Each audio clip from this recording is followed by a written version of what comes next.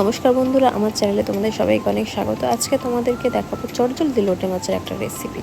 তো সেই জন্য সবার প্রথমে আমি কয়েকটা পেঁয়াজ নিয়ে সেটাকে একদম পাতলা করে কুচিয়ে নিয়েছি কয়েক কোয়া রসুন, টমেটো আর ধনেপাতা। রসুন আর টমেটোটাকে আমি মিক্সারে ভালোভাবে পেস্ট করে নেব।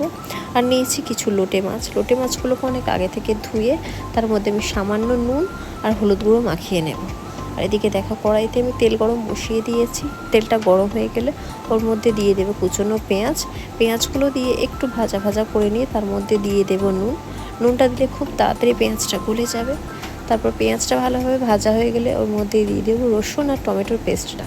ওটাকে দিয়ে একটু ভালোভাবে ভেজে নিয়ে তার মধ্যে দিয়ে দেবো হলুদ গুঁড়ো আর লঙ্কার গুঁড়ো দিয়ে ভালোভাবে এবার মশলাটাকে কষাতে থাকবো।